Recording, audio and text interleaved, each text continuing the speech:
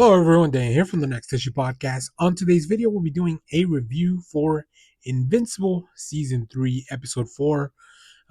This was a very interesting way to present this episode.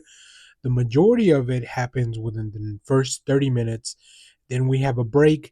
I think we've done this before where we take a little, like it feels like the end of the episode, but then the last 20 minutes revolves around a completely different story. So they're doing that again. But another great episode. This one really moves the story forward when it comes to Nolan and Alan and everything they're doing. And brings back one of my favorite characters. So we'll talk about that in a second. But yeah, really good stuff. I'm not gonna complain about the animation or anything like that anymore because I think the we are just at that point. But I will say there are some things that look pretty cool, and there are just some things that you can tell that there was a little bit of cutbacks or maybe like just holding back on some animation budget to make sure that the episodes probably went out. So interesting how that works. But it is what it is at this point. I think you're either on board or you're not. Same thing with the ads. Like we're getting like 3 ads per episode, which I guess it doesn't seem a lot if you're comparing it to like regular TV shows. But I mean, I'm paying for this streaming service, so I know that's a common complaint. I just really hadn't really talked about that, but yeah, I don't mind it so much with the movies where you can just watch the ads up front and then enjoy the rest. But man, oh man, with these TV series, Amazon really goes to town on those ads, trying to get you to spend the extra buck to get the ad-free experience.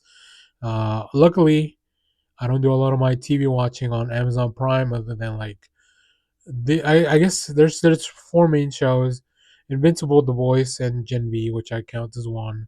Wheel of Time and Rings of Power. So, all right, but let's talk about this episode now. We see first of all Rex and Ray, who Ray is trying to get some kind of normalcy back into her life, I think, and that's really interesting. They go grocery shopping. She wants to cook. She wants to make dinner for the people. The new Guardians, the ones that left the old Guardians. I guess I'll refer to them as that. I don't know if they've mentioned a new name or a code name, but it is what it is. But their grocery shopping trip, even though Rex is being kind of a pain, he eventually comes around to try to help with the normalcy. I think he likes Ray.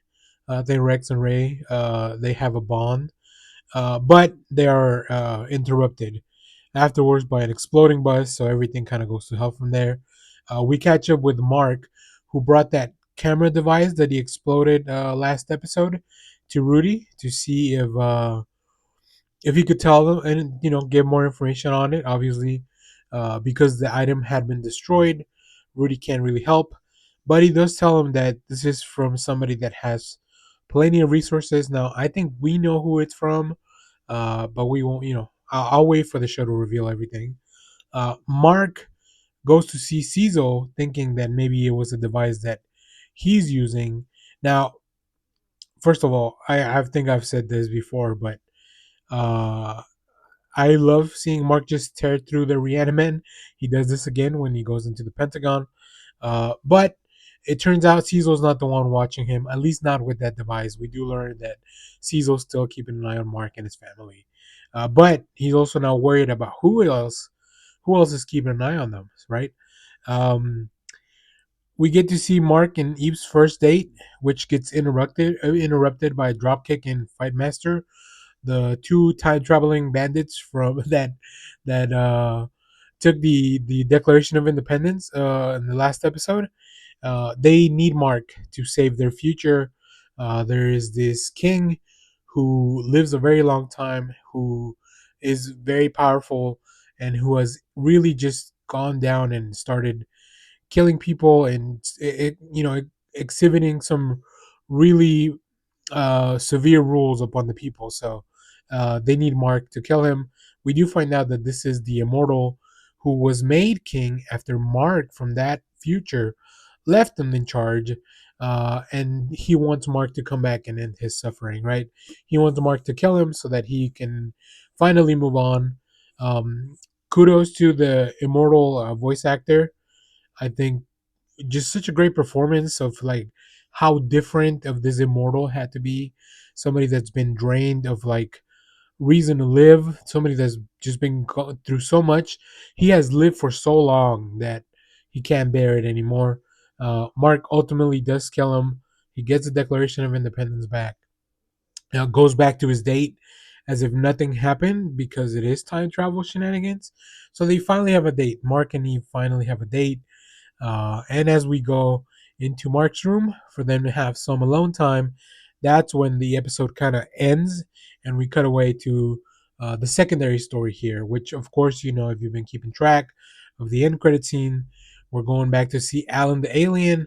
We're going back to see Nolan in that prison. Nolan is to be executed, so two Voltrumites are coming to do that dirty deed. Alan finally breaks out of prison. He plans this whole breakout, and he finds the battle beast. To how did they even imprison the battle beast? That's got to be like a whole little one shot on its own. But him, you know, Battle Beast teams up because he's looking. Battle Beast is just looking for a challenge, so he knows that two Voltrumites should be enough of a challenge for him to, you know, have a good fight. So Alan and Battle Beast eventually find Nolan. They save him. Battle Beast is just distracting the Voltrumites. Really, he doesn't really care about saving Nolan, but Alan does. And when Alan looks like he's about to die at the hands of one of these Voltrumites, Nolan finally snaps out of it and snaps into play, and they defeat the Voltrumites.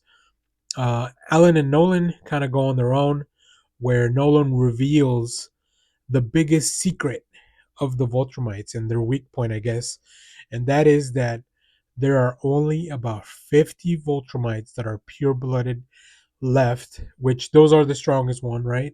And that is the reason, their weakness. That's the reason they don't just send people out. That's the reason that the Empire doesn't fully go out and conquer a lot of like all these places. They've been on the back heel, and nobody really knew this. They just knew of the legend of the Voltrumites, and they're scared of them. So finally, Nolan reveals this, and I think this is going to be the turning point of the battle. Maybe it at least gives him hope. It gives Alan hope that there are enough forces in the universe now to take down the Voltrumite Empire. So we'll see how that plays out.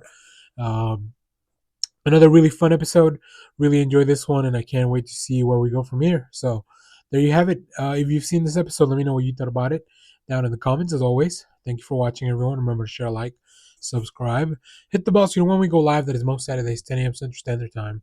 And stay tuned. We have more comic reviews, trailer reactions, TV recaps, all that fun stuff here in the channel. Thanks for watching, everyone. Bye bye.